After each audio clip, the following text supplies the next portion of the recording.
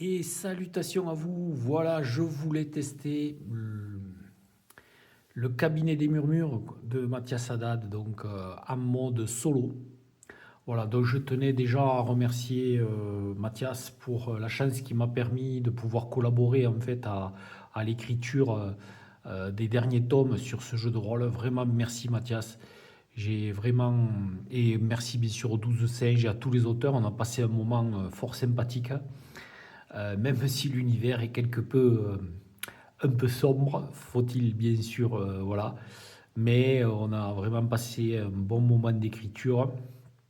J'ai un peu collaboré sur les dévoreurs, sur le tome des dévoreurs, et avec Mathias, nous avons réfléchi à le scénario qui se passe en Afrique avec le site de la Libella. Et voilà. Voilà, donc je tenais vraiment à remercier Mathias et je voulais tester le mode solo au cabinet des murmures. Alors, j'ai le cabinet des murmures en mode solo. Alors, tout d'abord, je vais me lancer tout doucement. J'ai bien sûr sous la main le livre de règles. J'ai aussi, bien entendu, Paris, le guide de Paris, pas loin, l'arbre de vie. Bon, je suis tout seul. Alors, j'ai préféré ne jouer qu'un esprit au départ. Un esprit, un corps et le cabinet. Et ensuite, je vais m'autoriser le solo avec Solothésie, que j'aime bien. Je l'ai testé avec des jeux contemporains, avec Chronique de l'étrange, avec Weissen. Et en fait, j'ai eu un bon retour, quoi. Disons, j'ai bien aimé, un bon feeling. Donc c'est pas mal. Il y a donc possibilité du jeu. Alors moi j'ai pris bien sûr le deck de cartes en mode contemporain. Voilà. Donc on va voir un peu les règles de Solothésie qui est vraiment pas compliqué du tout et qui justement a cette chance de pouvoir très rapidement, je dirais, motoriser le solo dans la plupart des systèmes, hein, sans difficulté. Alors, bien sûr, je me lance quand même dans une expérience solo au cabinet des murmures. Donc je me suis dit quand même que pour la première session, j'allais quand même privilégier un seul esprit dans le cabinet des murmures. Et l'esprit du médium qui va se retrouver en fait plongé dans son jardin secret. Donc en fait l'esprit ne va pas comprendre, il va se retrouver tout seul dans le cabinet et il va avoir le sentiment diffus que l'esprit, que l'autre esprit s'est réfugié dans le jardin, dans son jardin secret. Donc en fait, mon esprit aura forcément totale latitude à gérer le corps. Donc il sera comédien quasiment d'office, sans qu'il y ait la moindre discorde possible. Alors pour ceux qui ne connaissent pas le cabinet des murmures, je vais vous faire un succinct, vraiment une succincte synthèse. Donc en fait, vous jouez des morts, des esprits morts, qui se réfugient dans une genre d'instance spirituelle, ésotérique, est-elle au cœur du corps, que les esprits prennent possession, on ne sait pas trop.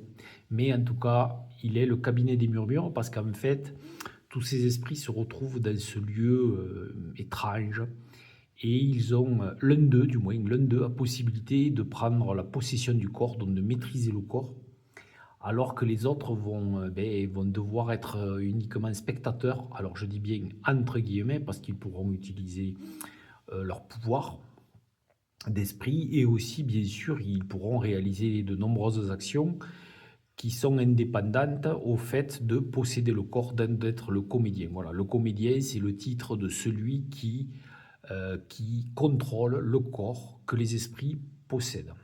Et le cabinet des murmures, c'est cet endroit étrange. Et pourquoi les murmures? Parce qu'en fait, les esprits qui sont dans ce cabinet murmurent, pourrait-on dire, à l'oreille du comédien. Voilà. Et le comédien, par contre, va devoir parler à des voix que lui seul peut entendre. Voilà. Et l'esprit que j'ai choisi, alors je l'ai créé, mais j'ai pas tout développé bien entendu. Donc il se nomme Frémont Dolmer. C'est un néoscientifique de la Scientia Magna. Il faisait partie d'un cercle, il a justement le cercle de Tétis, il a justement un contact, un de ses amis, Orville Provins. Et voilà, bon, Frémont est mort d'une manière assez brutale et bien sûr terrible. Il est mort dans son laboratoire atelier, dans sa riche demeure, euh, parce que les Dolmer sont une famille riche. Et il a eu des héritages plus que mérifiques.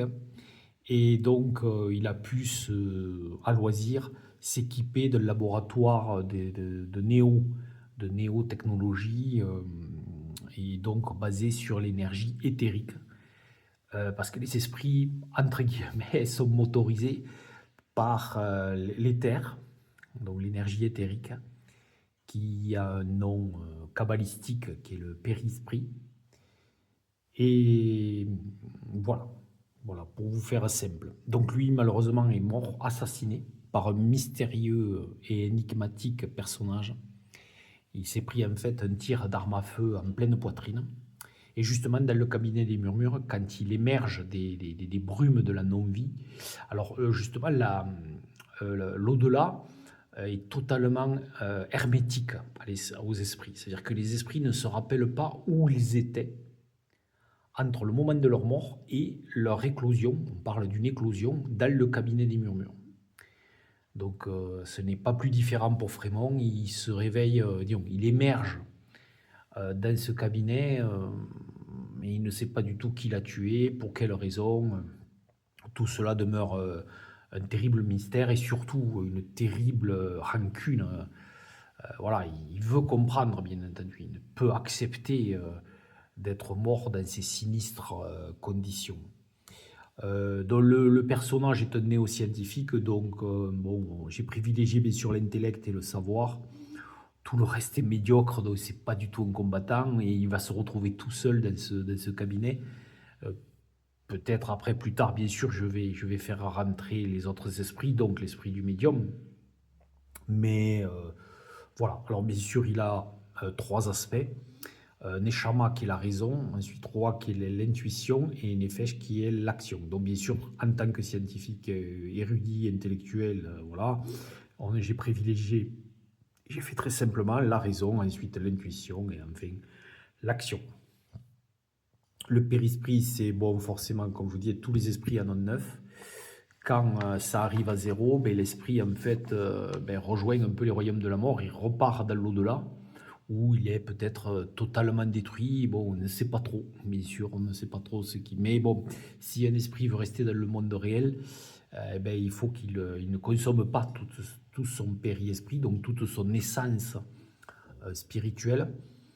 Il a moyen de la regagner par une routine. Alors les routines sont toujours assez difficiles, hein, c'est pas facile. Donc moi, bien sûr, elle est basée sur l'aspect de la raison, en passant une scène à observer une machine. Voilà. Donc si je passe toute une scène à observer des machines et tout cela, je peux récupérer donc le périsprit.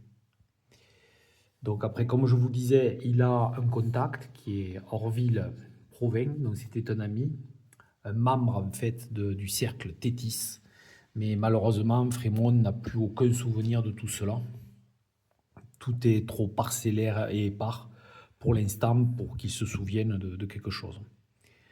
Ensuite, les esprits ont des pouvoirs. Bon, moi j'ai fait simple, j'ai fait 3 de 1, donc 3 pouvoirs de niveau 1, 2 pouvoirs de niveau 2, 1 pouvoir de niveau 3.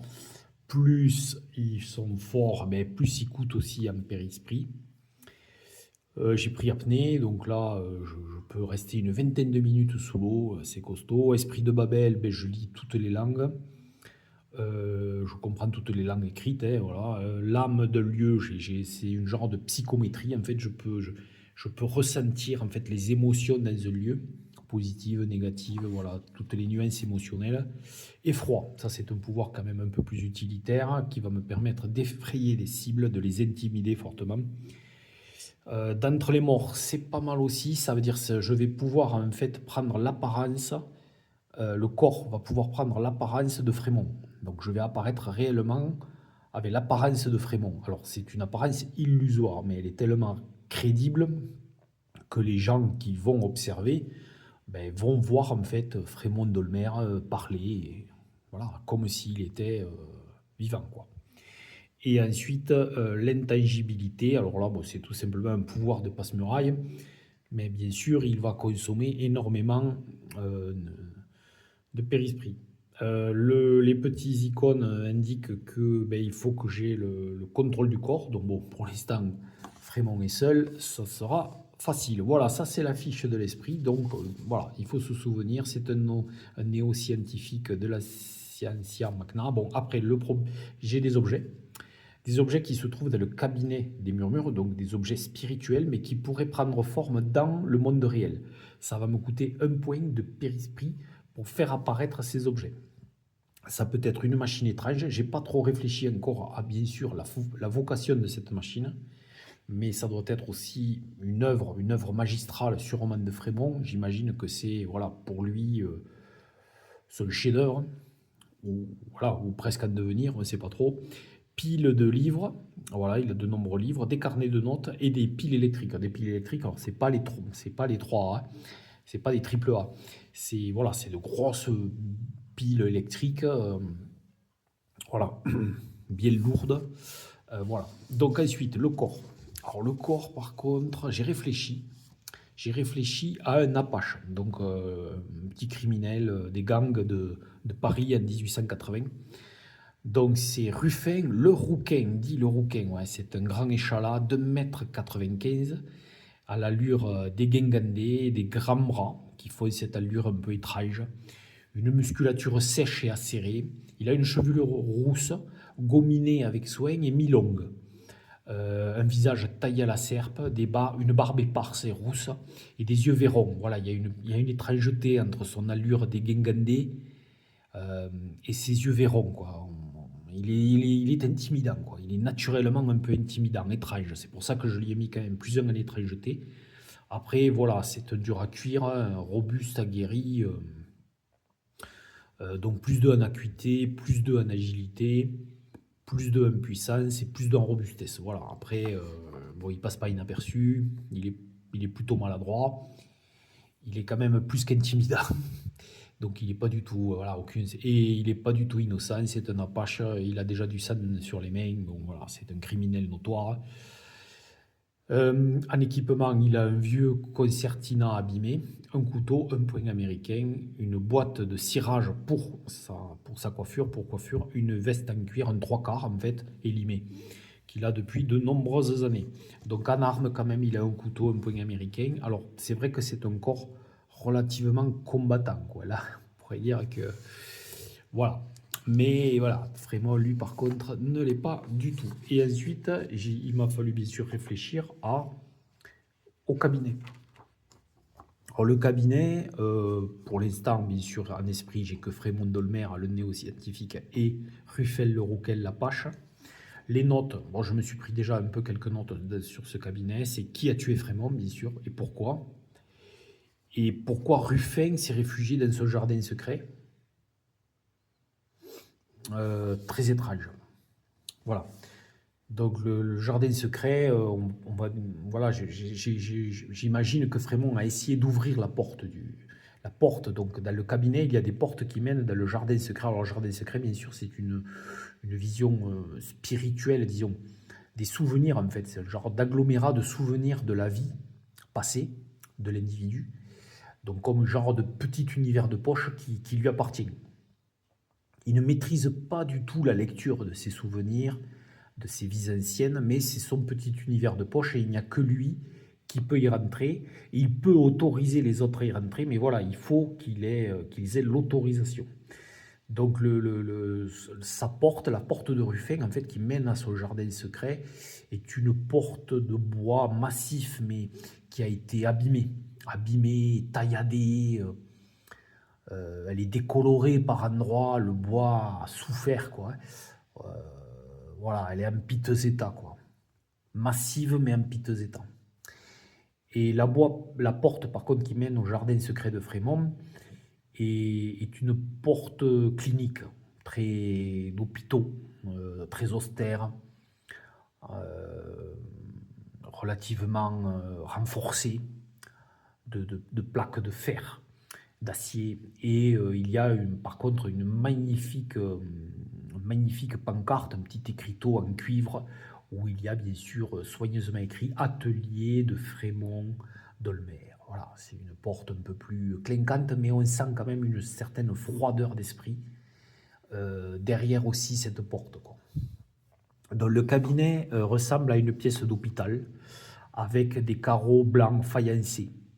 Ça fait très clinique, ouais, voilà. Des piles de livres anciens. C'est-à-dire que l'influence de Frémont est très nette sur le cabinet, mais quand d'autres esprits vont rentrer, il se peut que, bien sûr, le cabinet s'altère un peu plus par la présence des autres esprits. Mais pour l'instant, forcément, l'esprit de Frémont domine un peu ce cabinet, quoi.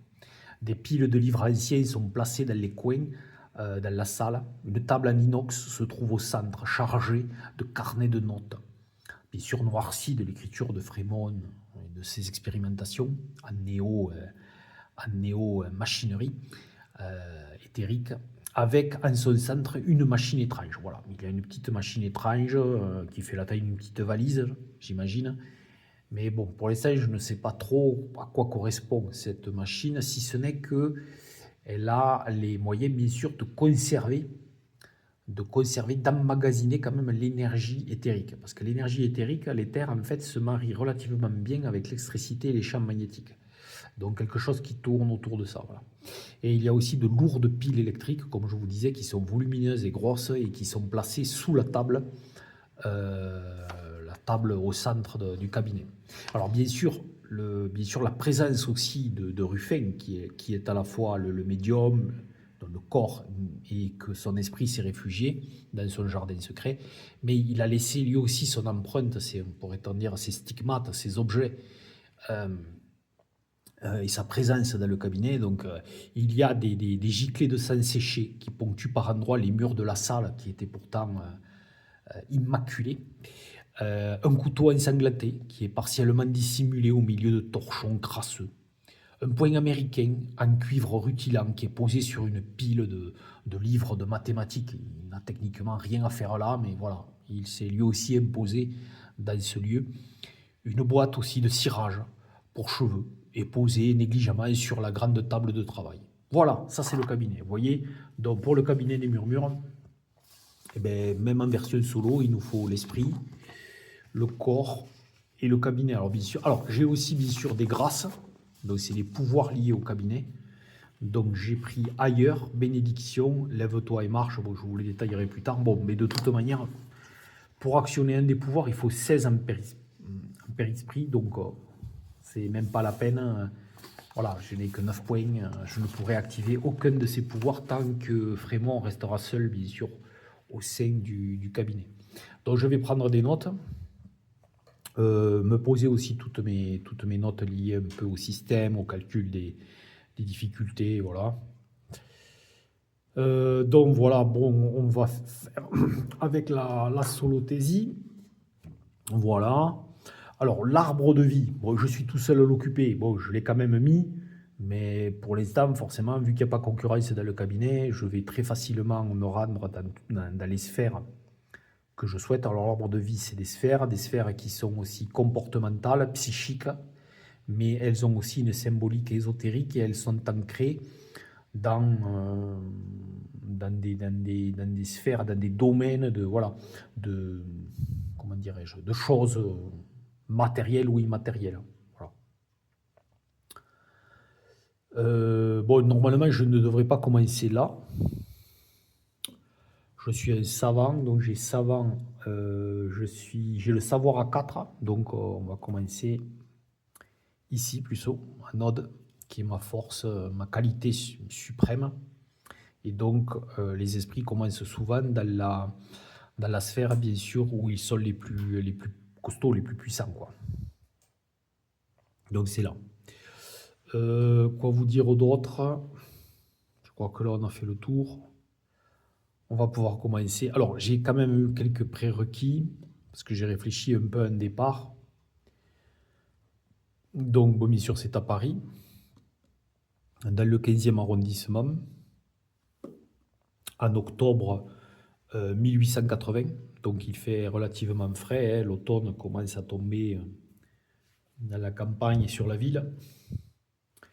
Alors j'ai réfléchi, voilà, là on a le plan de Paris. Donc ouais, j'ai des reflets. Donc je vais prendre le 146 ici. Je pense que je suis autour de ça. Là c'est la fabrique de produits chimiques. Et Frémont va apparaître en fait, disons, l'aventure va commencer sur un terrain vague en fait. Un terrain vague, voilà, un terrain vague, donc il fait nuit, il fait froid. Il s'éveille sur un terrain vague, il se lève en fait, le corps de Ruffin était au sol. La température est relativement fraîche, il doit faire peut-être quelques degrés au-dessus de zéro. Le ciel est clair, donc la nuit est étoilée. Il y a un clair de lune, bon, un croissant de lune, qui donne une clarté très très modeste. Bien sûr, Ruffin n'a aucune source de lumière. Et en fait, je m'étais dit que bon, forcément, ça allait commencer un peu sur les chapeaux de roue. Alors très rapidement, en fait, bon, Frémont comprend, hein, comprend qu'il se trouve dans ce cabinet, qu'il a la pleine possession du corps de Ruffin. Il émerge, alors c'est assez grisant, il a des sensations étranges, singulières, parce que lui était plutôt de taille très, très petite, plutôt chétif. Et là, il a un corps de 1,95 m, tout en muscles, une musculature sèche qui roule sous, sous la peau, quoi. Et bon, par contre, il n'y voit goutte. Ça, c'est sûr, il n'y voit goutte. Il sent au bas de ses jambes des ronces, des arbustes, de jeunes pousses qui le gênent. Le terrain est très accidenté. C'est dangereux et de nuit, en plus, il ne voit pas du tout où il marche. Mais voilà, comble en plus de malchance. Mais ça commence comme ça. En fait, il est poursuivi. Il est poursuivi, il entend des bruits derrière lui, des personnes se déplacent, qui le cherchent. Euh, qui le cherchent et qui ont des lampes, des lanternes, des lampes diverses et variées. Pour l'instant, comme lui n'a pas de source lumineuse, c'est pas évident d'accrocher sa silhouette dans l'obscurité. Ces gens sont incroyablement motivés, ils le cherchent, ils ne vont pas abdiquer comme cela. Il les a sur les talons. Et voilà un peu où ça commence. Voilà. Donc, donc la question est là pour l'instant. Alors d'abord, je vais tirer. Alors, bien entendu, au début, nous allons avoir cette phase d'aventure. Donc là, c'est les tourments dans le système. Donc il va mettre un peu de piment, et c'est ça, parce que je ne sais pas trop. Mais bon, dans la phase 1 des tourments, vous voyez, il faut que je fasse un 5 ou un 6 pour tirer des cartes. Après, bien sûr, les scènes vont s'enchaîner et plus je vais tirer de cartes. Forcément, voilà, ça va réagir. Alors je lance, bon, 2, vous voyez, il n'y a pas d'événement singulier à rajouter à la scène. Voilà, ça c'est des choses qui vont se rajouter, qui vont complexifier en fait la scène pour lui donner beaucoup plus de relief. Et je trouve que c'est assez chouette parce que ça permet vraiment d'imaginer, voilà, comme je vous dis, d'embellir. On va justement parler aussi d'embellir, mais d'embellir en fait la scène dans laquelle petit à petit on imagine, et voilà. Donc là, bon là en fait, je dirais, Frémont a deux solutions. Soit il fuit. Alors, qu'est-ce qu'il voit à l'horizon? À l'horizon, comme j'ai réfléchi à cette fabrique de produits chimiques qui est sur le bord de la Seine, ben je me suis dit qu'il voit ces lumières. Il voit quelques lumières parce que l'usine est équipée en fait d'un réseau électrique. Alors le réseau électrique est balbutiant, mais il existe. Et surtout, bien sûr, quand les sociétés ont du pouvoir, ont de l'argent, et donc comme ces industriels ont de l'argent, ils ont équipé quelque peu tout le site de l'usine. Alors c'est un site énorme, c'est un site chimique, donc il y a plusieurs en fait petites entreprises. Alors il y a de grosses entreprises et des plus petites entreprises de produits chimiques divers et variés. Et il y a aussi des industries automobiles et même aéronautique, parce qu'il existe en fait des genres de formes de deltaplane qu'on appelle des ailes volantes, très simples mais bien fonctionnelles. Et elles sont fabriquées aussi par là. Voilà. Donc, donc Frémont voit ces lumières et bien sûr comme un papillon de nuit, il est attiré vers là. Il faut absolument qu'il trouve, alors voilà, qu'il trouve un refuge, se réfugier. Et peut-être que dans l'enceinte de l'usine, il pourrait se cacher, se dissimuler de ceux qui le poursuivent. Ça, c'est la première option. La deuxième option, je m'étais dit, je me dissimule. J'ai pas de lumière, je me cache dans les fourrés. Comme il y a une végétation dense et que le terrain est quelque peu accidenté, je peux peut-être arriver à me cacher. Bon, cette option, c'est bon. Le problème, c'est qu'ils vont pas me lâcher, ils vont me chercher. Et moi, je ne vais plus pouvoir bouger, en fait. Il va falloir que je me cache pendant des heures et des heures jusqu'à qu'ils abandonnent, en fait, leur recherche. Et ils sont peut-être suffisamment nombreux, car je vois déjà plusieurs faisceaux de lampes. Rien ne me dit qu'il n'y a pas d'autres hommes qui suivent ceux qui tiennent les lampes. Ils me paraissent nombreux. Alors justement, je vais me positionner un peu, je vais faire une petite utilisation d'oracle pour voir si justement ils sont nombreux. Alors je vais rester, c'est plausible quand même, c'est plausible. Je pense qu'ils me traquent, voilà, ils ont une mission, traquer Ruffin, et ils s'en sont donné les moyens. Alors, non, et en plus. Alors, eh bien en fait, comme quoi, ils sont étranges, ils ne sont pas si nombreux que ça. Donc en fait, je vais considérer qu'il n'y a que quelques poursuivants, ça veut dire ceux qui ont les lampes. Ont les lampes. Et en plus, eh bien, ils ne connaissent pas l'endroit. Ils ne connaissent pas l'endroit. Et en fait, Frémont va vite les entendre pester. Eux aussi, ils trébuchent, ils tombent, ils doivent se relever. Ils s'égratignent dans les nuées de ronces qui sont au sol. Et donc, voilà, c'est même pour eux, c'est assez. Voilà. Et ils ne sont pas si nombreux que ça, en fait, au demeurant. Il n'y a que, en fait, que quelques individus. Voilà, qui sont équipés de ces lampes et lanternes.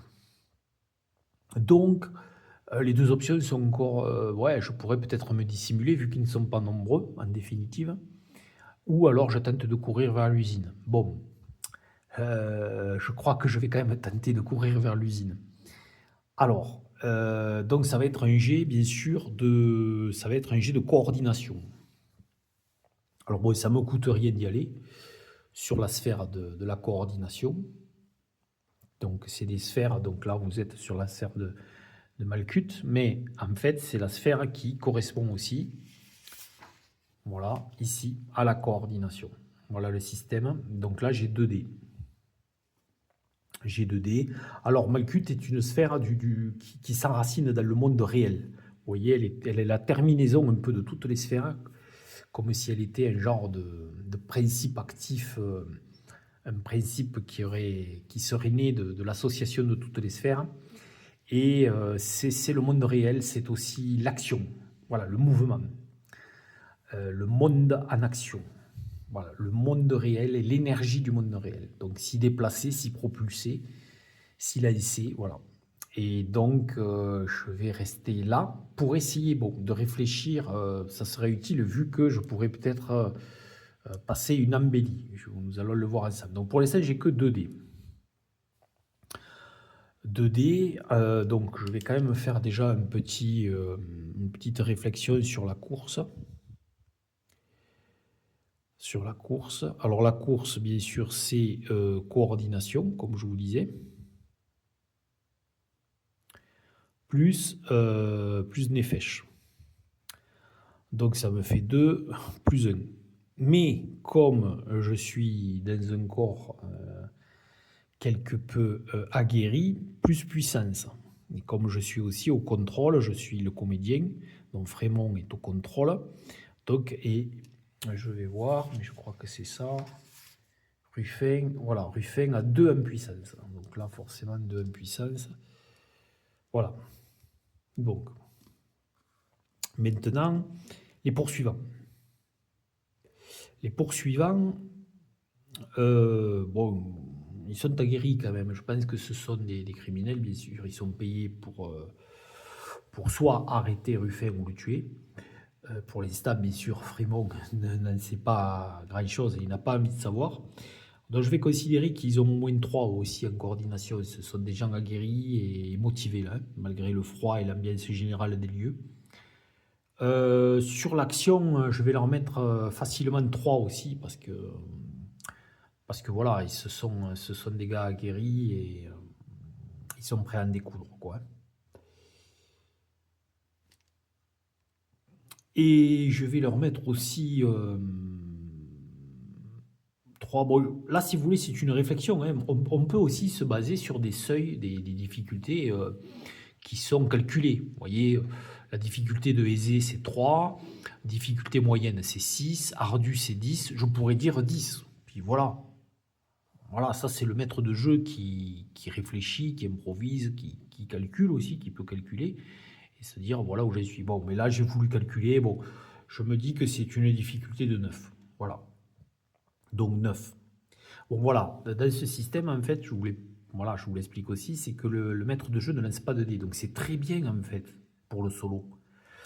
Parce qu'en fait, le joueur solo, il faut qu'il passe une bonne soirée, une bonne soirée, une bonne petite séance de jeu. Donc c'est bien aussi de lancer des dés, bien sûr, en tant que joueur. Mais si en plus on doit lancer énormément de dés pour remplacer aussi le MJ, alors bien sûr on le fait avec le système Oracle. Le système Oracle, d'une certaine manière, c'est un MJ. Mais là je trouve ça bien. Au moins, j'ai pas à lancer des dés. Voilà, c'est des valeurs fixes que le meneur de jeu détermine en fait. Donc on va être sur 9. Alors, mes chances de le réussir, j'ai 2 dés. Le système est simple. C'est pour ça, franchement, le cabinet des murmures a un système d'une limpidité, c'est vraiment pas dur, hein.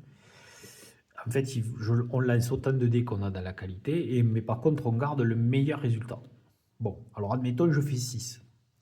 Je fais un 6. Alors là, je vous explique le cas classique, hein, de test classique. Donc je fais un 6, je garde le 6. Bon, et j'ai pas fait un parce que ça, je vais vous l'expliquer plus tard.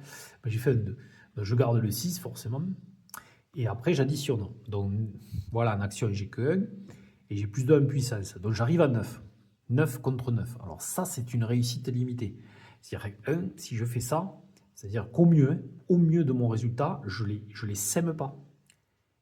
Ils sont toujours dans mon dos et ils me poursuivent. Alors, bien sûr, j'avance dans le décor. Forcément, je vais me rapprocher de l'usine. Mais je ne les aurais pas semés. Ça veut dire qu'au mieux, je n'arrive pas à les semer. Donc je ne vais pas tergiverser, je vais tenter ce qu'on appelle une embellie. Donc une embellie va me permettre de réussir d'une manière... Alors, je ne dis pas que c'est pas systématique, mais ça va m'offrir plus de chances. Parce qu'en fait, si je fais un 6, là, vous voyez, si j'avais fait ce 6, et que j'avais fait un 2, je vais pouvoir prendre en fait l'autre résultat. Donc ça veut dire que si j'avais fait un 4, ou ouais, un 6 c'est encore mieux bien sûr parce que je vais gagner un dé supplémentaire. Mais si j'avais fait un 4, en fait j'ai fait 10. 10 plus 3, 13. Alors que j'ai une difficulté de 9. Là, la réussite est certaine. Je les sème. Voilà. Voilà. Alors bien sûr, si je fais ni des 6, ni... Maintenant, je vais vous expliquer ni des 1. Bon, c'est tout simplement un résultat classique. Si par exemple je fais ça, je prends mon 4, 4 et 3, 7. Bon, voilà, c'est foutu. je suis. Voilà. Mais par contre, voilà quoi. Et si bien sûr, comme je vous disais, si je fais que des 6, forcément je vais rajouter un dé. Voilà. J'ai fait 14. 14 plus 3, 17. Donc là, au revoir. Je les ai, voilà. Alors par contre, il y a une petite règle, c'est quand on fait des 1. Les 1 annulent les 6. Donc là, j'ai fait un 6. Voilà. Par contre, la difficulté, c'est que si j'ai que ça, si j'ai ça, aïe aïe aïe, j'ai le 1, et le 1, ne peut pas être effacé parce que j'ai pas de 6. Et là, c'est un désastre. Alors, c'est pas gravissime parce qu'en fait, c'est pour ça qu'il faut les tenter, les embellis. Il faut pas en avoir peur.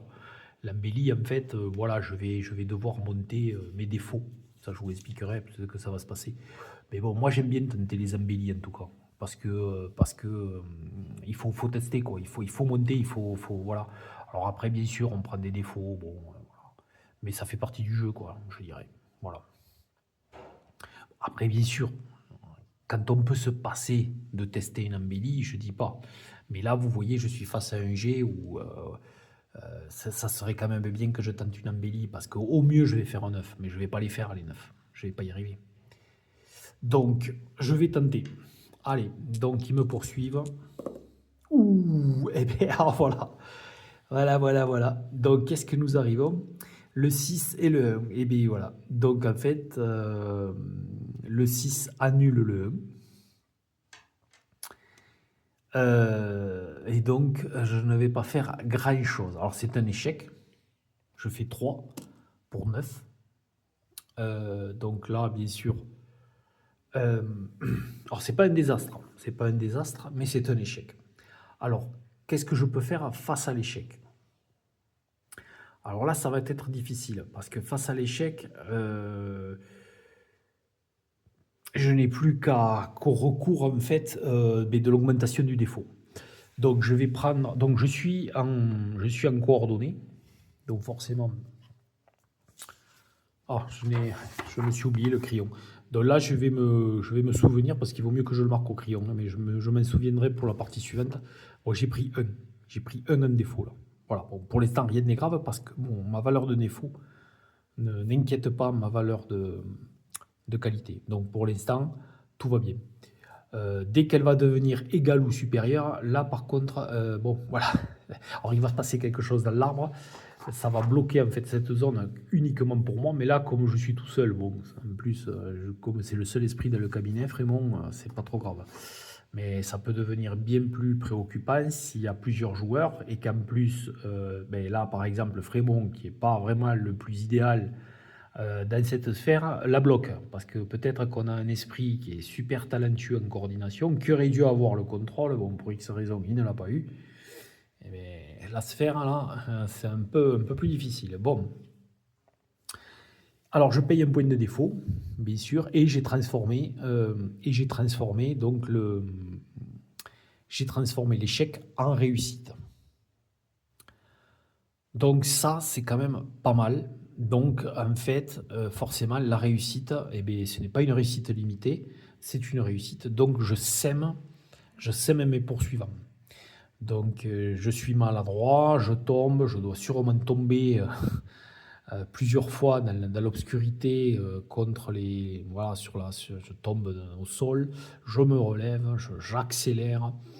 Voilà. Et j'arrive à distancer mes poursuivants. Mais ils sont toujours dans le secteur. Ils sont toujours dans le secteur, mais je me suis quand même donné une plus grande chance de pouvoir m'en sortir. Donc j'arrive en fait, je sors du terrain vague, il y a une route. Il y a une route, il y a une route. Une route empruntée.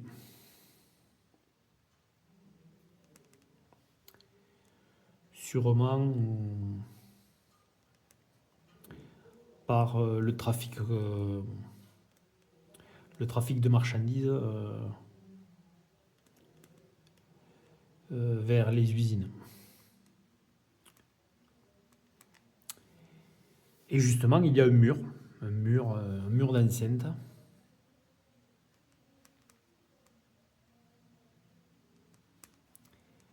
Qui protège les usines. Alors je vais considérer qu'il y a une équipe de nuit. Voilà, ouais. Il y a sûrement des équipes de nuit qui travaillent dans la plupart des usines. Même si la productivité de nuit, bien sûr, est plus basse que la productivité jour. Ils sont présents. Il doit aussi y avoir des veilleurs de nuit, donc des surveillants qui patrouillent un peu dans toute l'enceinte. Donc c'est une grande enceinte. Elle doit faire alors, elle est divisée, bien sûr, elle est subdivisée, mais elle est subdivisée par le nombre d'usines et de propriétaires qu'il y a, bien sûr, des propriétaires industriels qu'il y a dans ce secteur. Mais il doit facilement avoir à peu près 1 km² quand même d'installations industrielles et chimiques, et pétrochimiques, voilà. Donc, c'est quand même assez vaste. Et je me dis que forcément, si je me cache à l'intérieur, ça va être beaucoup plus compliqué. Alors, pour moi aussi, bien sûr, parce que je vais devoir affronter peut-être, je vais peut-être me faire repérer. Mais ça, c'est sûr que je vais refroidir mes poursuivants quand même. Ils vont prendre beaucoup plus de risques de chercher un type dans une zone interdite, même pour eux. Donc ça me donne une idée. Bon, par contre, le mur. Bon, le mur, forcément, je pense on va voir, c'est relativement plausible que le mur soit une belle bête, quoi, hein. Une belle bête défensive. 10. Oui, voilà. C'est vraiment un mur haut, bien maçonné, qui laisse très peu de prise et qui doit être festonné même de bouts de verre pour déjà, éviter les malandrins du dimanche, quoi. Donc là, j'ai deux opportunités. Soit je tente une escalade, qui va s'avérer, je pense, aussi ardue, donc facilement une difficulté de 10. Mais bien sûr, je réfléchis aussi à mon pouvoir d'intangibilité de l'esprit. Donc, le fait qu'il soit passe-muraille, ça pourrait m'aider. L'intangibilité. Alors, par contre, l'intangibilité a un coût. Alors, attendez, je vais regarder un peu sur le livre de règles.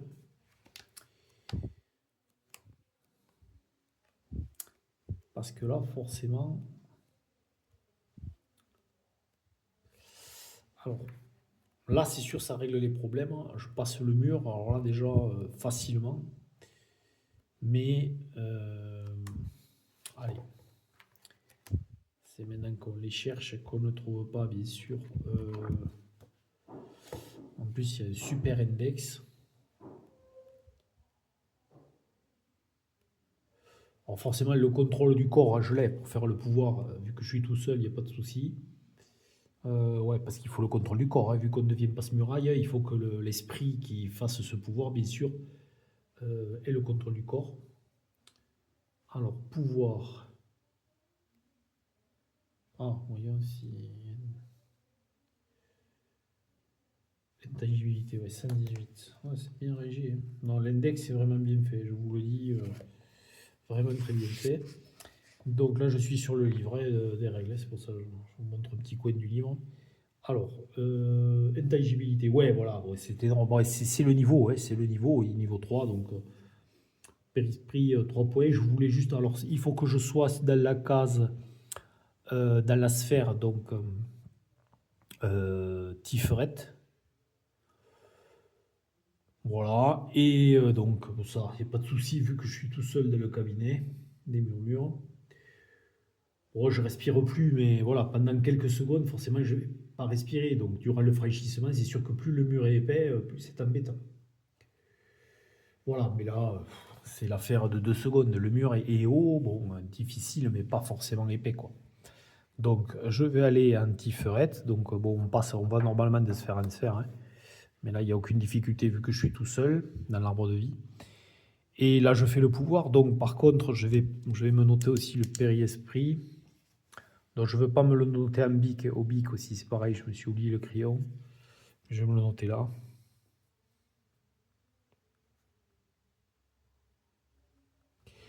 Donc, je passe de 9 à 6. Ça fait mal, hein. Ça fait mal parce que c'est sûr que il va falloir qu'après, je passe quand même un long moment aussi à... Bon, en plus, c'est dans les usines. Bon, je me dirais, la routine, je vais peut-être arriver à la passer plus facilement aussi. Dans une usine, je pourrais peut-être regagner plus facilement mon périsprit, mais je suis pas le bienvenu dans cette usine, hein. Je vais être considéré comme un malandrin. Et en plus, mon corps ne fait qu'attester le fait que je suis un malandrin. Donc voilà, c'est pas super super. Donc forcément, je traverse le mur.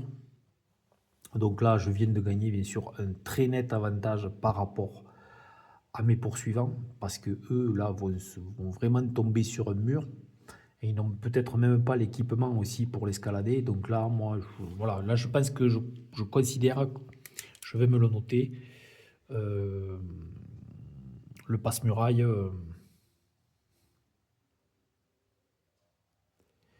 clôt, clôt la poursuite, définitivement.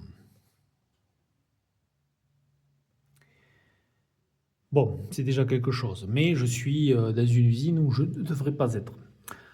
Alors, euh, je vais demander à l'oracle, donc d'une manière neutre, est-ce que je suis dans une usine d'automobile?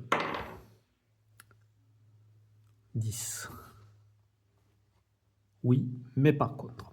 Ah, alors je viens d'arriver tout près d'une cour de l'usine automobile.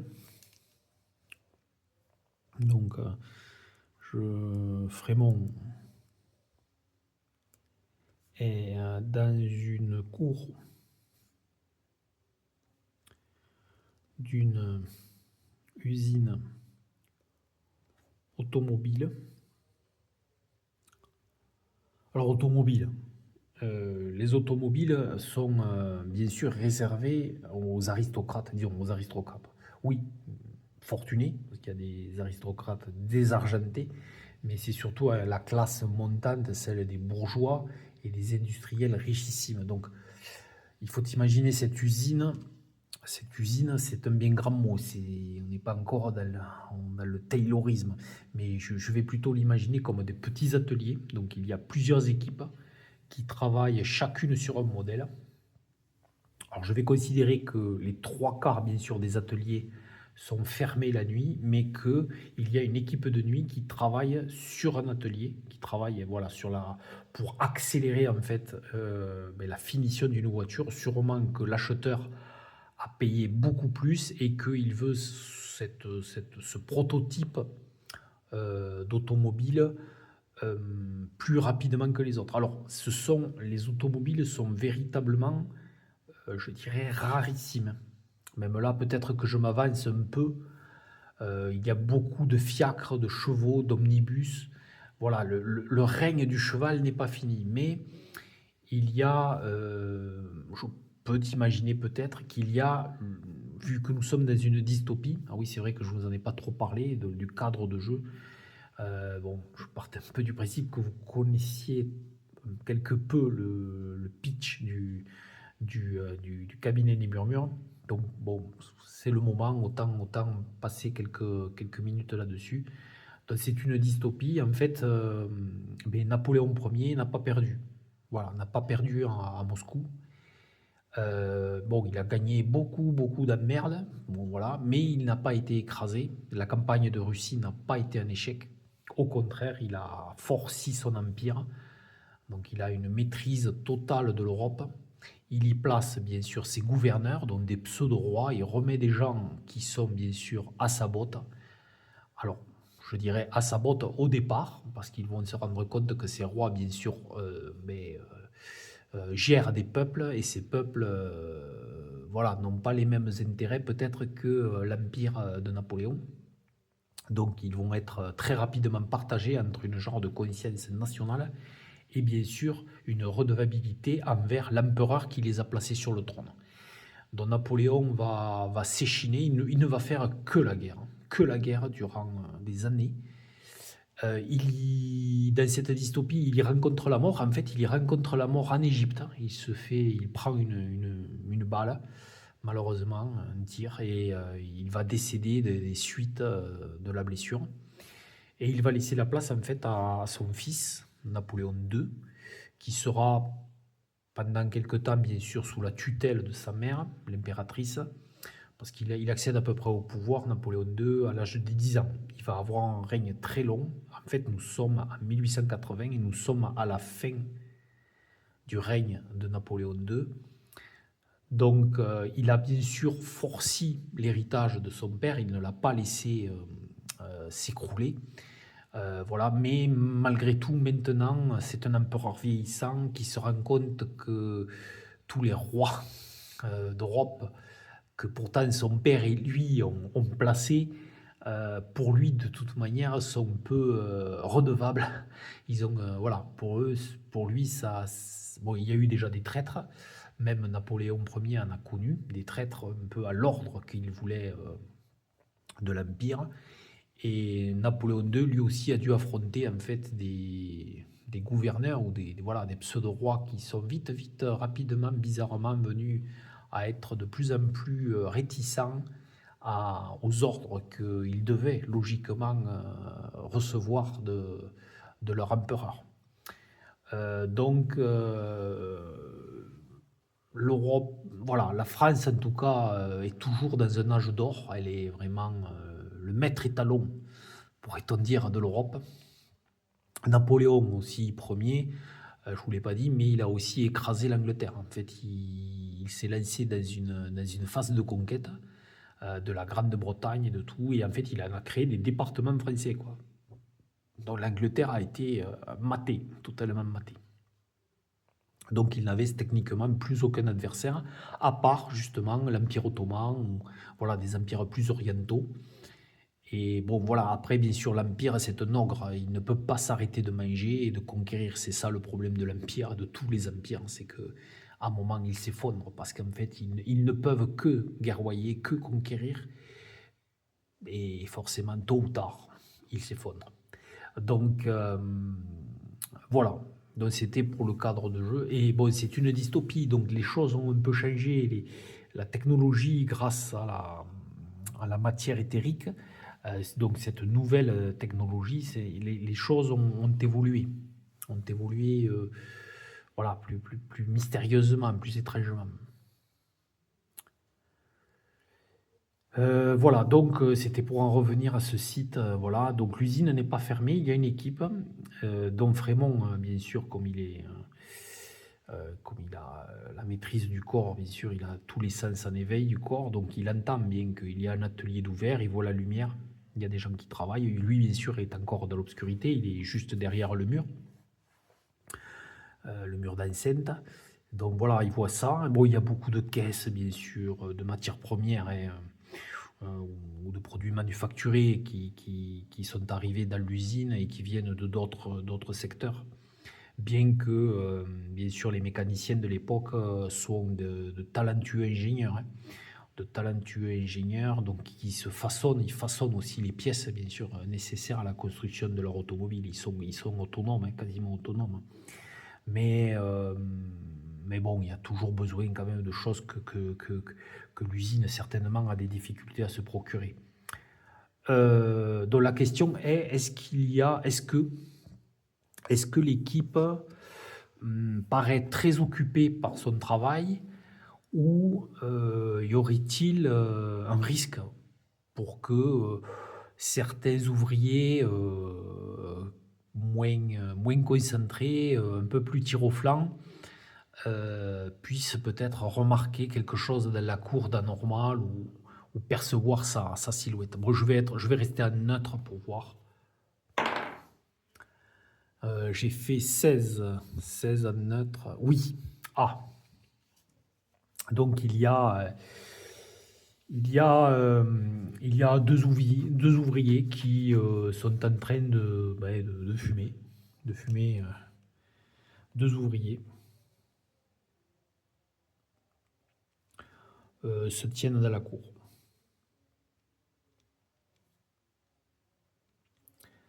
en train de fumer. Une pause. Donc surtout la nuit, il y a peu de monde. Ils ne vont pas avoir leur chef, voilà, qui veille au grain, quoi, sur la productivité. Donc, bon, que faire? Bon, il fait froid. On va dire que le corps de Ruffin est fatigué. Donc le but premier, de toute manière, comme il fait nuit, qu'on est vraiment dans les faubourgs de Paris, le but, je vais dire que le but de Frémont est vraiment de se dissimuler et de se reposer jusqu'au jour. Voilà, jusqu'à qu'il fasse jour. Donc, alors ça va être un risque, bien sûr, quand les équipes de jour vont se ramener. Mais bien sûr, Frémont va essayer de décamper un peu avant, bien sûr, les premières heures d'arrivée des équipes de jour, quoi. Donc, se dissimuler. Se dissimuler, se dissimuler. Donc, je me suis fait une copie des actions. Alors, dissimuler. Je crois que c'est dissimuler, parce qu'il y en a deux.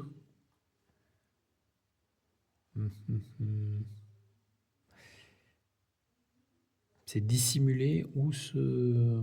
Ah ouais, se faire discret, voilà. Dissimuler, ouais, c'est cacher des objets. Donc, c'est pas dissimuler, c'est se faire discret. Donc, se faire discret, c'est de la sérénité. Aïe, aïe, aïe. Bon, mais sérénité, ça va pas changer. Sérénité 2D.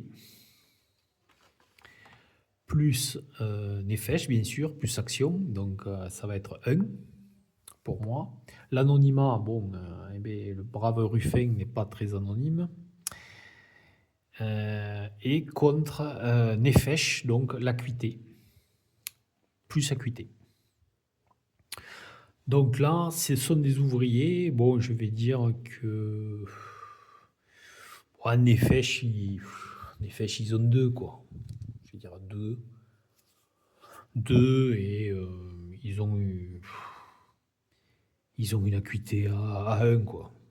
Donc voilà, vous voyez la difficulté. En fait, j'aurais pu directement aller à la difficulté aisée, quoi. Voilà. Donc on est sur un seuil de 3. Donc la réussite est relativement évidente.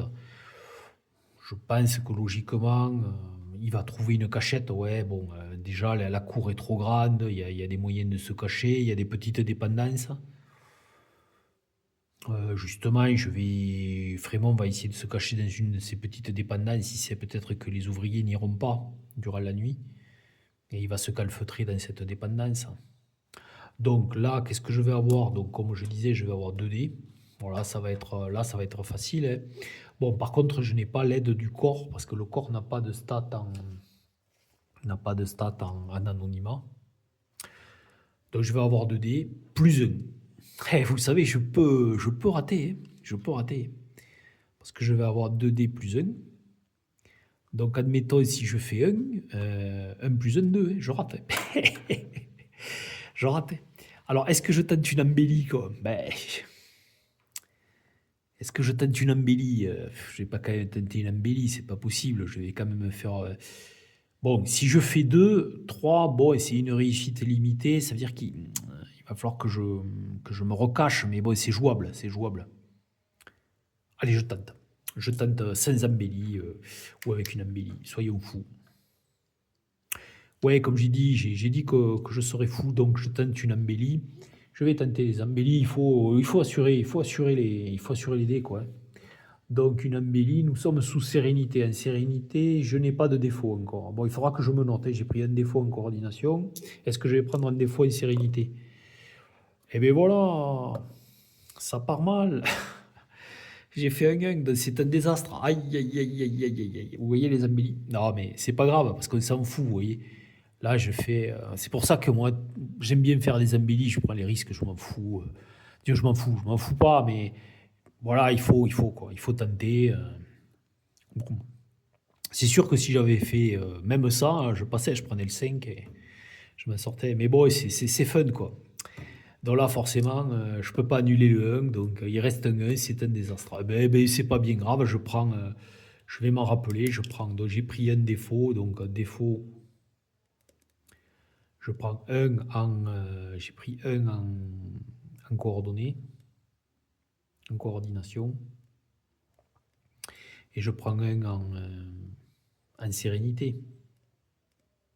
Voilà, ça va me raconter des histoires, tout ça, à la longue. Bon, voilà. Donc, forcément, j'ai réussi. Et donc, je trouve une petite dépendance, c'est en fait une genre de salle, salle du personnel ou tout ça. Bon, ça pourrait devenir un peu dangereux, bien sûr, quand les gens vont arriver, mais je trouve une petite salle qui me paraît comme un débarras d'objets divers et variés, bric-à-brac que les ouvriers jettent plus ou moins là. Euh, donc je me cache là. Je me trouve des draps, des choses comme ça, je me cache, je me dissimule. Et donc Frémont se repose. Alors Frémont se repose, donc en fait il rejoint son jardin secret. Peut-être que Ruffin pourrait reprendre le contrôle sans que... Parce que quand le corps dort, en fait, quand le corps se repose, en fait les esprits vont tout simplement dans leur jardin secret. Donc il est très net que pendant un certain temps, le corps va se reposer et les esprits seront dans le jardin secret. Mais rien ne dit que peut-être Ruffin va retourner au cabinet bien avant Frémont, ou Frémont peut aussi avoir la sensation que quelque chose se passe dans le cabinet des murmures et il sortira en fait prestement de son jardin secret. En tout cas, voilà, le corps se repose, Ruffin se repose, il fait froid, il s'est emmitouflé tant bien que mal dans des sacs de jute, des vides, dans des draps sales. Bon, enfin, il a trouvé, voilà, il s'est fait comme un genre de petit lit de fortune. La température, en tout cas, remonte pour lui, il se réchauffe un peu sous ses draps, voilà. Et on va attendre le lendemain matin. Donc là, on voit que c'est la fin d'une scène.